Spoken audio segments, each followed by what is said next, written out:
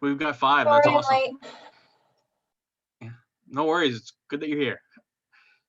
Great. So I guess are we good to get rolling? Yeah, you're good to go. Okay. Nice. So I guess we can get this meeting started. What am I looking at? I'm looking at the meeting. I'm looking at my agenda here. Sorry. All right. So I guess our first task here is approval of the agenda. Be it resolved that the Clearview Youth Center Advisory Committee hereby approves the agenda dated April 6, 2021 as presented. I'm flipping between screens. I didn't print out the agenda, so I lose you all for a second when I'm looking at the agenda. So we need a mover and a seconder to approve the agenda. Mary, and seconded by Robert. All in favor? Great. Let's move on. That passes. Disclosure of pecuniary interest and the nature thereof. If there's anything that comes up during this meeting that anyone feels is a conflict of interest, please just raise your hand, identify yourself, and we can make note of it. Number 3, approval of previous minutes dated February 2nd, 2021. Be it resolved that the Clearview Youth Center Advisory Committee hereby approve the minutes dated February 2nd, 2021 as presented. We need a mover and a seconder. Tammy, and seconded by Caroline. All in favor? Great. Passes. Excellent. All right. I don't think there was any business from those minutes that we needed to address. I think kind of our number one piece on the agenda right now was to hear Courtney's update and report. And I think in the email that was sent out previous to this, she had a report included, but that's probably what you'll want to talk about, eh, Courtney? Yeah, absolutely. So just go through a couple points. So obviously we are closed again due to the latest province-wide shutdown. So we are not allowed youth in the building for the next 4 weeks, but thankfully, you know, because this has been an ongoing thing of being open, closed, we've been able to carry through a lot of programs. So the biggest thing is the activity kits. So we actually, which is fantastic, have now moved it. We have been doing 50 a month for almost the last year. And this month we were able to increase it to 75 a month, which is great. And I think I have for this month, maybe 5 or 6 left. But typically by the day we go to deliver, they're all spoken for. So, and we kind of opened up the ages a little bit, which helped as well. So we really got a ton of new registrants this month, which is great. And that's been great. So that's something we're able to continue even during this down, which is great. My next point is, when I say we are planning, it's one of those things we'll have to see how it goes, but we are planning to fully reopen, so 5 nights a week in June, as that's our plan right now in terms of our hiring plan and of bringing on that additional staff member. We're not really sure how this 4-week break will affect it, but and how we move forward. But something actually little to note as well is we'll actually be filling 2 positions because Felicia is going out on maternity leave in June. So we are going to be recruiting for 2 positions at once, which is actually kind of handy. It makes it a little bit more efficient for us. So our plan is to have somebody here before Felicia goes on her maternity leave. So we have a nice little time to kind of cross over. So the postings are ready to go. It's just a matter of kind of seeing right now, but our plan is to have that kind of full staff complement by the end of May is kind of the hopes. I mean, it would all depend on the candidates and their availability as well. And so, but that's kind of our plan. As soon as we have those folks here, then we can reopen kind of on that 5 nights basis, even possibly into the weekends, which is great. Our summer plans are underway. So we are planning on trying what we wanted to do last summer, which is that park program. So to be a little split of between evenings at the youth center and daytime in the parks across Clearview. So New Lowell, Creemore, and Stainer. So kind of like an outdoor mobile youth program. And because, we've seen with the history here and the history at the other youth centers are not a very well-attended place in the summer. I think youth are vacationing, they are doing this, that, they want to be outside. So we're going to do a little bit of both and do some nights here. We are still aiming to participate in the farmers market this summer, pending if those go forward or not. And then the park programming, and we have got all of our supplies ready and everything as well. I did say that we're going to be open during the April break, but obviously we're not anymore. So we can kind of scratch that part. Another really great thing, if you folks remember, we got some funding last year from the Youth Future Launch Grant through the Huronia Community Foundation. It covered all the food programs. And a part of that was we were supposed to, on March break last year, run a food handler certificate program, but that was when the first shutdown happened and that got canceled. And those grant deadlines were extended by a year. Actually until the 31st of this past March 31st. And so what we were able to do was, instead of offering a in-person food handlers course, we were able to pay, we just opened it up. We accepted as many youth as wanted to sign up. And we actually got 12 youth that signed up. And so it was like a virtual online food handlers course, which was great. So we were able to pay for that with that grant, that remaining grant money, which was really great to be able to offer that employable skill of, especially kind of with the timing and the summer coming up and summer jobs and things like that. And then in terms of what we have still kind of virtually coming up, so we purchased two, I'm not sure if anyone's heard of it before, it's called Scientists in the School.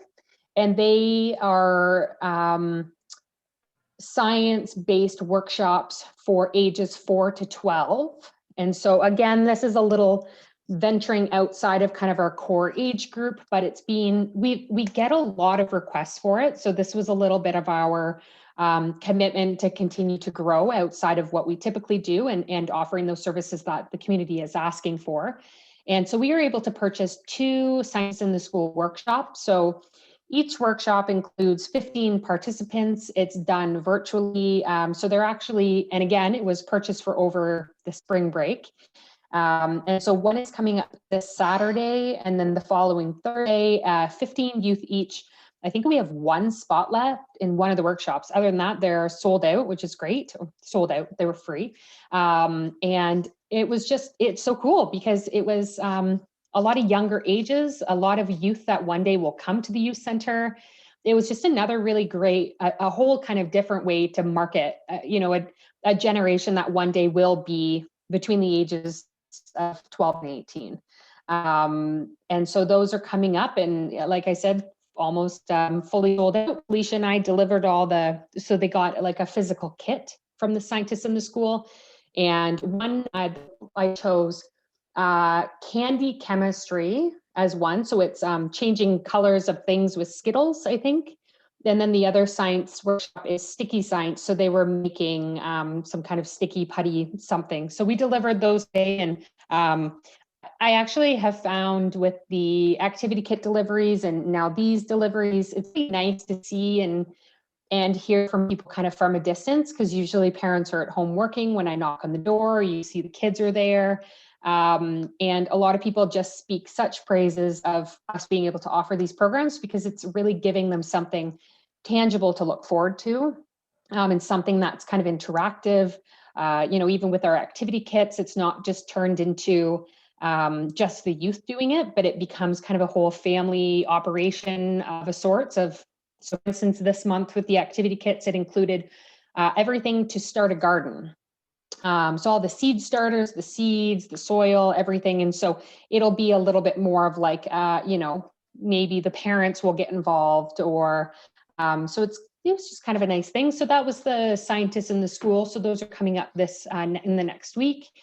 And then based on, Can I ask a, sorry, Courtney, can I Yep. just ask a question? But the scientists in the school, like, where is that? Like, what is that the name of the organization itself? Yeah, Or? so they're a non-for-profit Okay. charity called the Scientists in the School. They actually work, I think, mostly in schools, but they offer community workshops as well.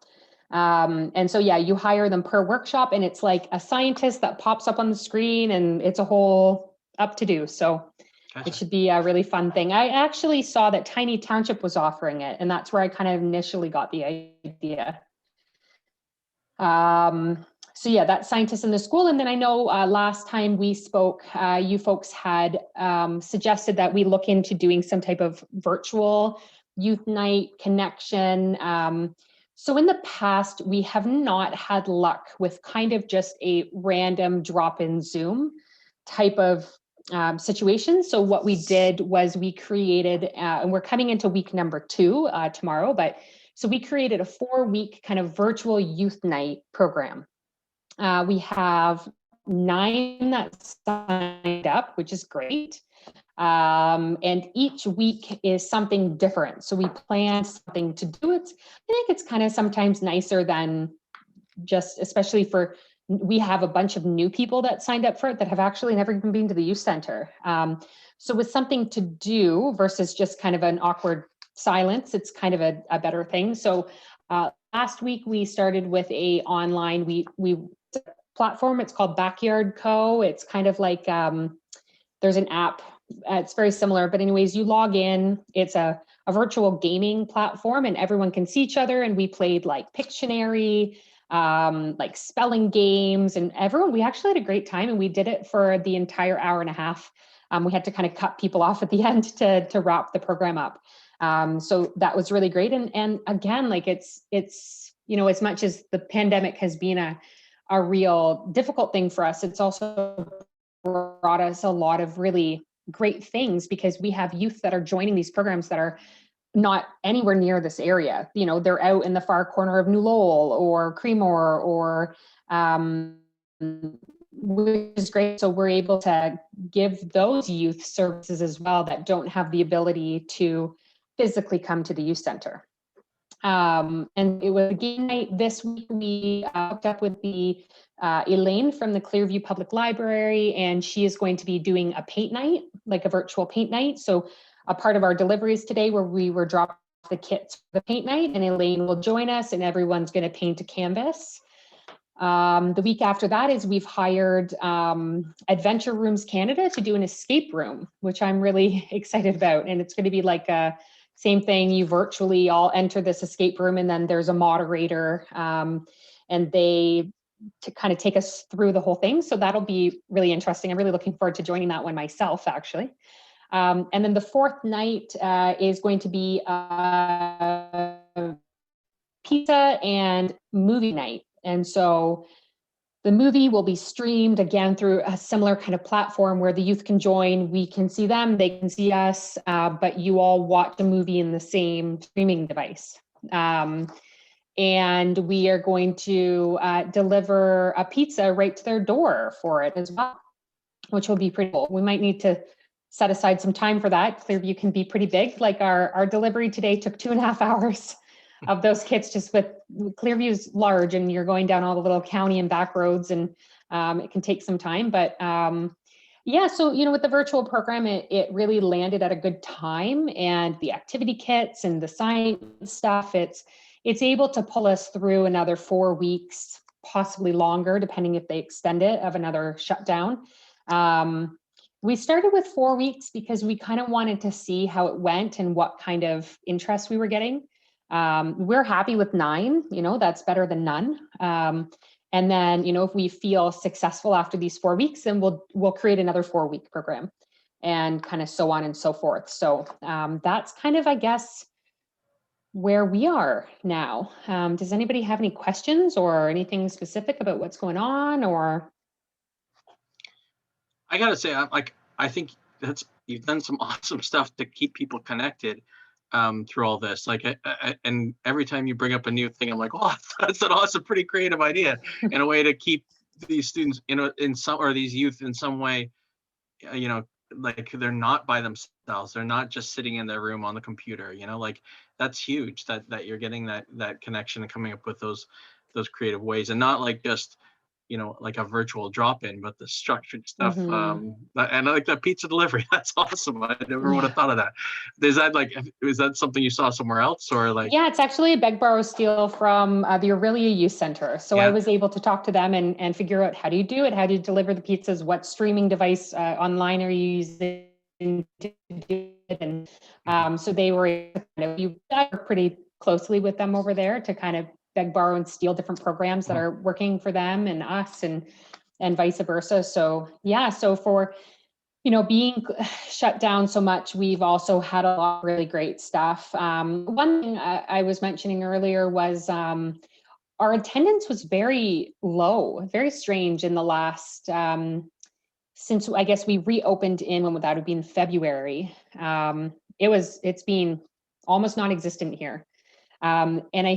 But only up until the last like week or two, and slowly those youth that we saw before that Christmas long shutdown were coming there, we're slowly coming back. So I was saying, so frustrating, because just as we were slowly picking up again, because I mean, you know, Ben, you know, youth and schedule, and, you know, it takes them a bit to get back into a routine of popping in. And we've had youth that have reached out. I had a youth who reached out virtually asking if we could help them with a resume.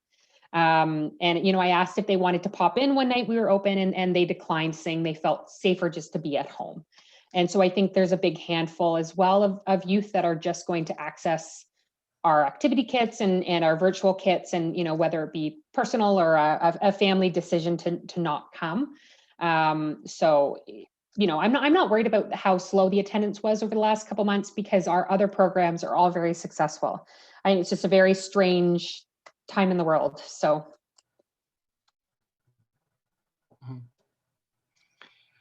Are you, you mentioned some new people that had connected through the virtual, and I'm wondering, like, are you seeing a lot of new people who have moved to Clearview, like within the last 6 months or so, or a big influx?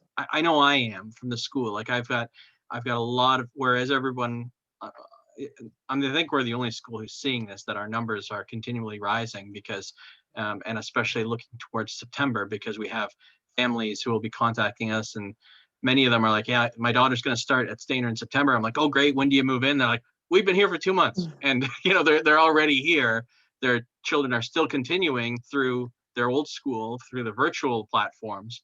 But they're all here in the community. And so they're popping up everywhere. So I don't know if you're seeing any of them, or. I mean, I guess I haven't asked those questions specifically. We just accept people. You know, it's exciting to always have new people. We get a lot that are biting at the chomp to join, to come into grade 7 as well. Because we say grade 7 because it allows those just almost 12-year-olds, kind of that 11 3/4. And so we get people that are just waiting until they turn that age. So we always get a big influx of those 12, 11-year-olds as well. And now that we've started, like, we've got, for the activity kits, I'd say almost 10 or 11 activity kits that are going to 10-year-olds this month. And again, you know, when they're 11 or next year, depending if they're going to be on their age, you know, they're going to be that next generation of youth center visitors as well. And so I think it's a little bit of everyone's starting to get to know us. I post our stuff in the local community group. So there's like an I Love New Lowell page and the What's Up in Ottawa page.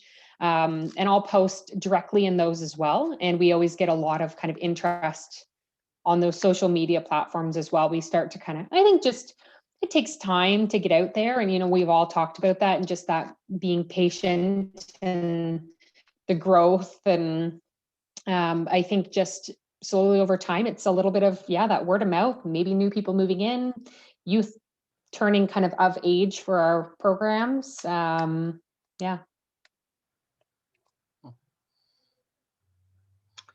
Any other questions for Courtney regarding what's happening? The website, does it show times and the links and stuff to do? Like, I haven't seen it in probably 2.5, 3 weeks to get into those virtual things, or is it something that just the registered kids already get notice of? Yeah. So if you go to discoverclearview.ca/youth-center, you'll find we have like an accordion drop down for each program for links to register for everything, as well as we have the opening video. We have it talks about the times we're open. It was just shifted again to show that we're closed. But it does say our virtual and activity kit programs will continue. So it's all the information there. Those ones that you register for,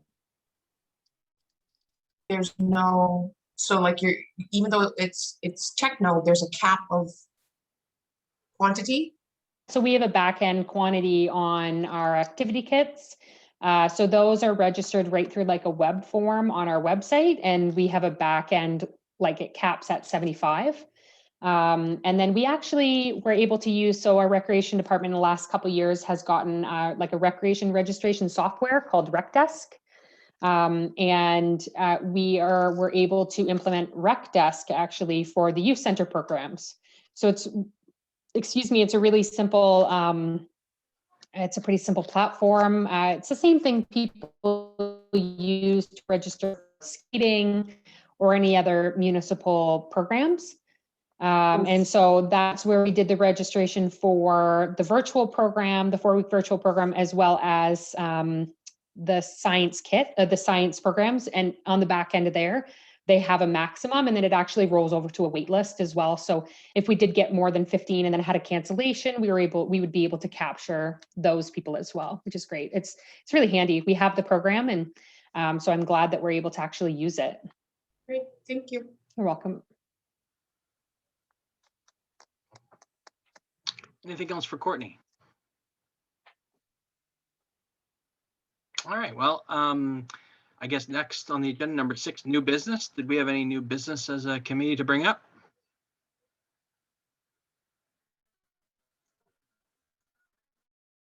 Okay, then I guess this is it. It's good to get this update in terms of where things are at with the youth center and what the plan is for this next sort of wave of lockdowns. We've been, I think, meeting every couple months, so that's been pretty good, especially since there hasn't been a lot of, I mean, the changes are, kind of in the news, and we're just kind of at the mercy of what direction, the rules are. But 2 months from now will put us in the beginning of June for our next meeting, and that might be an appropriate time to see where our summer plan. I'd like to suggest that was what we make our next meeting for the June meeting. Does that sound good to everybody? Yeah. Do we know what date that would be if we follow our same format? I think it would be Tuesday, June 8th. I was actually going to say that potentially be a really maybe good timing with any of these new staff members, because I could have them join a meeting. So you guys would be able to put a face to a name as well. That sounds awesome. Yeah, that would be really good. Your first Tuesday is actually on the 1st. Okay. If that's okay. And these posts, what do you think, Courtney? Is that, would there be a chance of having that one of the new staff members we were aiming by then? I would think that'd be early. We were aiming for the end of May, and who knows what's going to happen. I mean, even the second week of June, to be honest, I don't know. It'll all depend on whoever we're hiring and their availability and what's going on here in the background as well. So we can, try, and if you can't meet them, then I guess you just have to meet them a couple months after. Yeah, which again would be beneficial because they've been involved and they've seen what's going on, so that would work too. So so why don't we stick then to be consistent with June 1st then as our next meeting date? That works. All right. So I guess all that's left then is we need an adjournment. Mover and a seconder. Tammy and seconded by Mary. Awesome. All in favor? All right, it was good to see everyone's faces here for our brief visit, and excellent, and really happy to get the report from you, Courtney. And if anything earth-shattering happens, I'm sure we'll see about it through the website. But otherwise, I think we'll connect with the rest of you in June. Great job, Courtney.